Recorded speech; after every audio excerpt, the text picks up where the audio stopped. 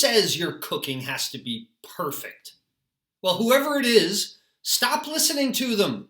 Even if it's your own voice in your own head, your cooking only has to make you proud, even if it's not perfect. So let's examine non-perfect cooking today on the Carefree Cook's Code. I'm Chef Todd Moore, and this is the Carefree Cook's Code, every Tuesday live at noon Eastern. Here's our challenge. How can home cooks cook freely with creativity, confidence, and pride while ignoring recipes and still impressing themselves and others with what they cook? Well, the answer is found in becoming empowered with how cooking works, using dependable and repeatable methods of cooking that work for any ingredient, for any diet, and any desire, just like chefs do. And we'll know we've cracked it when everyone sees cooking as an exciting and rewarding way to improve their relationships, their lifestyles, and their health through better food and cooking. This is the Carefree Cook's Code. Hey, welcome back to the Carefree Cook's Code, everyone. This is the weekly show for the methods, the techniques, the insights into better food and cooking. And of course, we're live every Tuesday at noon Eastern. You can find past videos in the archive on Facebook. It's facebook.com/chef.todd.moore/video if Facebook is working at the time. Hey, by the way, notice the schedule too. Tuesdays at noon, like I just said. Thursday at 6 p.m. East, we're going to do another chat-along event. Cook-along, chat-along. It's going to be a classic Chef Todd video that we will watch together. I'll be there live to chat. That's Thursday at 6 p.m. right here on my Facebook page, if it's working. I kid. Hey, because we're carefree cooks, aren't we? We create our own recipes, which brings friends and family together. You get pretty popular when you can cook.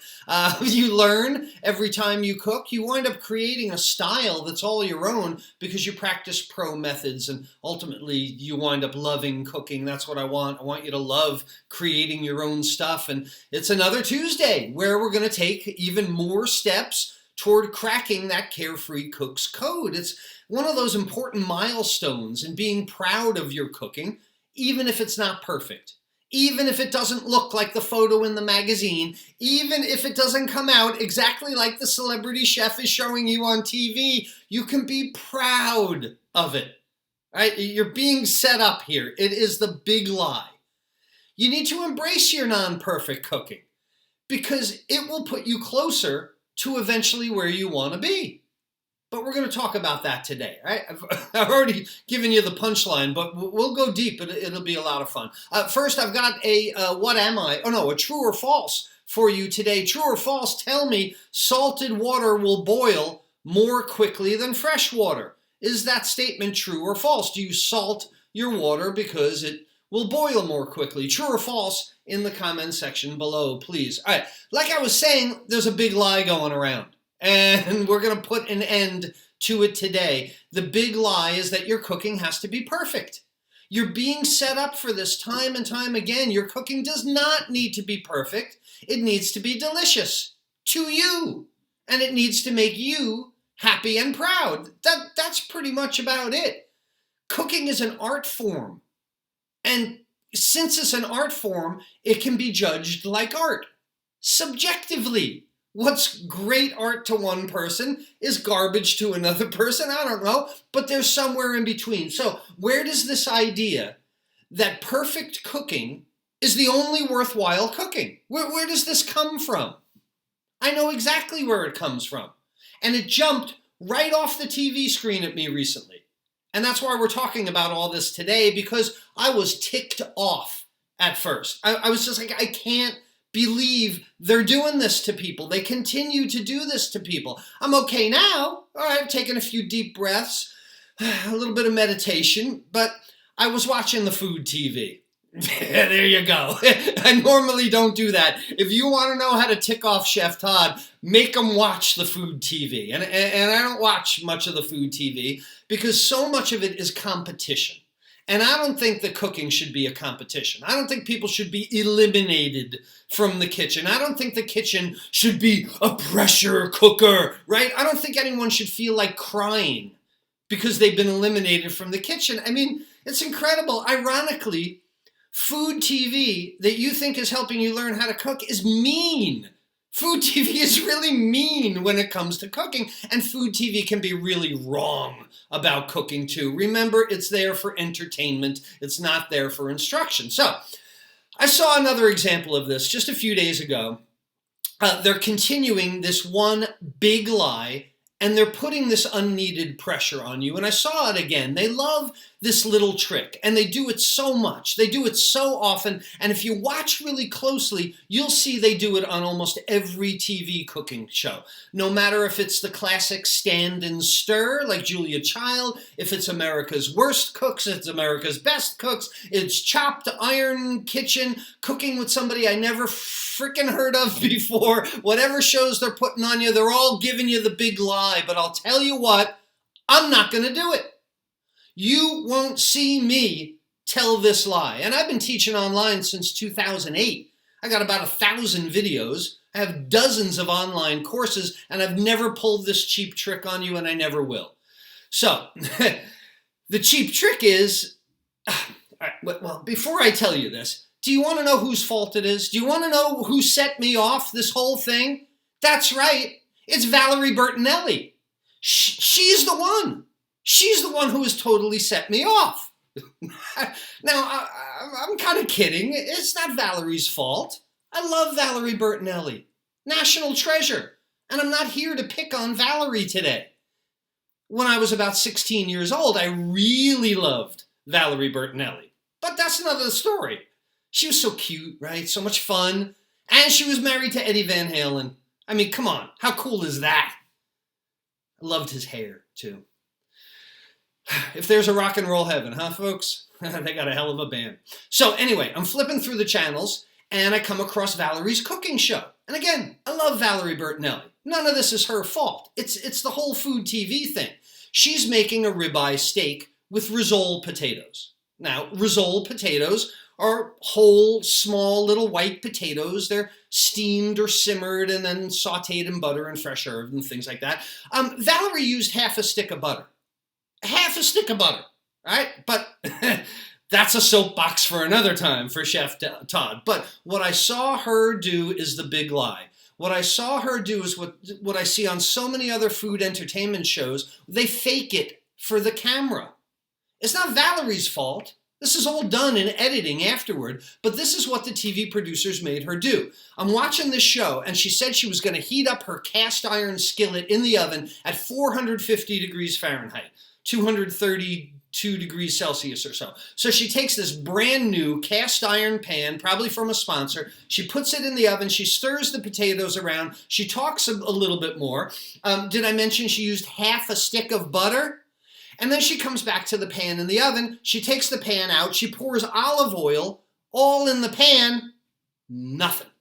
Okay, so this pan is in a 450 degree oven. While she's talking, she pours olive oil into it. Nothing happens. I mean, that olive oil should have smoked immediately. But that doesn't look good on camera. So she put the cold steak in the cold pan. No reaction, no sizzle, no nothing, and edit. And suddenly the pan is splattering and the steak is sizzling. Not because of the heat in the pan, but because of good video editing. If this show were education instead of entertainment, they would have Valerie discuss what you do if your pan isn't ready yet. You know, they would show you how to recover from something when it doesn't come out perfectly. And that's what I try and do. You never see me fudge it. You always see me go, oops, I forgot this, or oops, I didn't do that. But everything always comes out perfect on TV. Every picture is perfect in the cookbook and the magazine. The host tastes the food, and of course, oh, it's delicious. It's the greatest thing they ever tasted. Of course it is. Every meal is perfectly timed out. Everything works out perfectly. It's like a 1970s sitcom. Everything works out in the end. Everything will always be perfect because Snyder will come and fix everything. Well, look, I don't have a Snyder. You know, I don't have a building super. And that's the big lie they're trying to tell you. They're trying to tell you that everything has to come out perfect. And if it's not perfect, you're not doing it right. And it's your fault. Not ours, not the recipe writers. It's your fault if you can't follow it. Don't you see? Ours came out perfectly. Look! Why didn't yours come out that way? Everything in a magazine, every photo in a cookbook, every food TV host is perfect. Absolutely perfect. And I'm going to confess to you here and now, I'm not. I'm not perfect. And my cooking rarely is. You have seen me make so many mistakes, I wish I had time to do a blooper reel.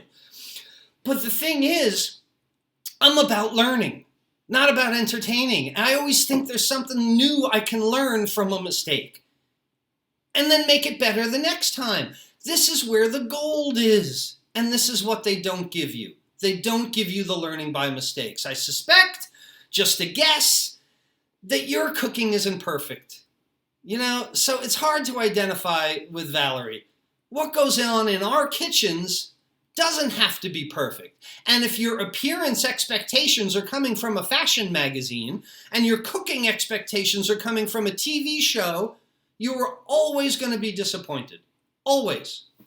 It's unfair. They're editing out the non-perfect parts in magazines too. And the non-perfect parts are where you learn. And they're cutting them out. The non-perfect parts are where life happens, right? And when you cut out the non-perfect, then it's not real anymore. And your cooking needs to be real, not fake perfect. So when you find true joy in your cooking, when you love the process, when you're having fun putting a new inspiration together, right? You're just digging the whole thing. Does it have to be perfect? No. And you've heard me say it 1,000 times. If it's good to you, then it's good. If a carefree cook uses their command of basic cooking methods and whips up an original meal from their heart with the ingredients that they have on hand, how can it ever be wrong? If you have an original dish, how can someone else tell you it's wrong when it's never been invented before? Right? You can't possibly tell me. If you want to make carefree seafood stroganoff, who's to say whether it's perfect or whether it's not? Nobody but you. That's what I say. Great cooking does not need to be perfect. It just needs to make you feel happy and proud. So this soapbox I'm standing on also comes from a comment I got from one of my classes. And you guys probably know that I teach the endless possibilities with the 9 steps in the basic saute method, right? Pan hot first, some kind of fat hot, and so on. And what I do in this class is I share the 9 steps, making my famous South of France chicken. This one dish has taught more people to be free in cooking than any other in the world, I'm sure. My South of France chicken. So you take the South of France chicken because it emulates the 9 steps in basic saute so well, and then you change the ingredients and you make up a bunch of worldwide flavors. This is the basis for how I teach cooking. So do the 9 steps in basic saute, make my South of France chicken, and then do it again and make South of Mexico chicken. Changing the ingredients. We do a jar of salsa, we change the cheese, the oil, whatever. Then we do the same 9 steps, but we do South of Italy chicken. Garlic instead of onions, tomato sauce, like that kind of thing. And then I even do like South of Hawaii chicken. I put pineapple in it. You can make up South of Germany chicken, South of Indonesia chicken. You do the 9 steps, you add the ingredients you want. This is the basis, basically, of web cooking classes and the way that I teach. But the point here is that I use the same method over and over again, but I change the ingredients for an endless number of original dishes. And carefree cooks understand this. This is basically our mantra and our philosophy for any diet, any ingredient, any diet, or any desire. And I think this stuff is pretty cool. I know it's empowered thousands of people all over the world, and I've been teaching it for decades now, and you know, I get those emails back, and it makes me really proud every day. But a comment I got during one class was, this was the comment: just because you put pineapple in it doesn't make it Hawaiian. Yeah, it does. Me. It's my dish. It's my kitchen. It makes me proud. And I think it's delicious. And I think it's fun to make. And it doesn't need to be perfect. So you may not think you need to put pineapple in it, or anything you put pineapple in is wine. I do, and I like it. So if you call your seafood dish a stroganoff when it's really supposed to be beef, if you call anything with pineapple in it Hawaiian just because you want to, do it. Don't let cookbooks, celebrity chefs, food TV, colorful magazines convince you that your cooking has to be fancy. It has to be involved. It has to be very difficult. And it has to be perfect to have any true value to it. It's just not true. The non-perfect meal prepared in your own home is more perfect than a perfect one made somewhere else, like in a restaurant. I'm not quite sure, but you get what I'm saying. Have fun in the kitchen, right? Create, experiment, discover, chart your own journey toward becoming a carefree cook. And I'm guessing not everything's going to be perfect along the way, but maybe the next time you do it, it might be. Or it might be just that much closer to perfect to make you that proud. This week in our Carefree Cooks community, filled with almost 18,000 members right now, I want to see less apologies. All right, so when I'm in Carefree Cooks community and you're saying, hey, sorry, I did this, and no more apologies. No, please, no more saying you're sorry. You could say, I could do better. I could learn more from it, but there's no sorry this week, okay? I don't want to see apologies or sorries. Stop apologizing if your dish isn't perfect. It doesn't have to be perfect. It only needs to be great to you, and it needs to make you proud, and that's it. And no TV show can make you proud. Only becoming empowered in how cooking works can make you proud. Since our topic this week is the non-perfect, let's go into the Carefree Cooks community and see who is sharing their works in progress, the things that may not be perfect. Remember, in the Carefree Cooks creed at the beginning of every show, we learn every time we cook. So what's going on here? Richard is cooking German in October. That makes way too much sense to me, and that looks pretty darn good, right? But he says, this is a quote, next time I'll do less parboiling of the potatoes, and I'll preheat the oven so that the potatoes are really crispy and hot. So he didn't say, oh, this is a disaster. He said it's not perfect, but I'm working on it. It's going to be better next time. It's the way to do it. Nice job. Darren, hey, everybody's doing October. Darren's celebrating October in a German way also. Braised brats here in beer. Finished them on the grill. Nice combination cooking method. And he says he nailed the spätzle on the first try. Well, sounds perfect or wunderbar to me, but there's always something for improvement, and I know he's going to work on it further. Nancy is also working on the fall cooking mode. This is a leek and butternut squash soup with a sage pesto on top. That is fall for sure. And you and I would think that looks pretty darn perfect, right? But when you ask yourself, how can I do better? How can I do this better? It's what I think all Carefree cooks should ask. Nancy's answer was adding croutons for a contrast in texture. Sounds like another step forward. Excellent, outstanding, but not perfect. So next time, let's see how much closer to perfect we can get. James is also doing some cozy cooking as well. A pork chop cooked to a perfect 140 Fahrenheit, he said, using his thermometer. Baked sweet potato and cream spinach. So you're asking what's not perfect about that? He mentioned he burned the panko on top of the cream spinach. So he must have watched my chat along from last Thursday, did the cream spinach, but left it under the broiler. Good recovery, though, scraping them off, right? Next time, he'll keep his eye on the broiler for sure. Dan says he was uninspired to cook until about 15 minutes before dinner. You had me there, Dan. That's a hook for me. I love it when people decide what to cook for dinner just a few minutes before they start cooking it. That is cooking by method, when you can just stand there and go, okay, I'll take that, and make something up. But anyway, Dan had a battle with this indoor versus outdoor cooking that we were talking about during obedient outdoor cooking in the summer, and he's trying not to do both. Like, why grill and heat up the oven? So here he did salmon with herb-roasted potatoes, and he said he thought that the meal was a total failure. And he brought it to his wife. He's like, this is a total failure. But he also said he could not get her to agree with that. His wife disagreed. It wasn't perfect, But then the bottom line, he writes, I'd do it again. I would make it again. See, I mean, sometimes even non-perfect is even better than perfect. Like, oops, I kind of stumbled into this great meal, but I'm going to do that again, right? So remember, it doesn't have to be perfect every time. But maybe it'll be perfect the next time. Or maybe it won't. Because the fun is in the discovery. The fun is not in perfection. The fun is the journey getting there. All right, let's get back to the true or false today.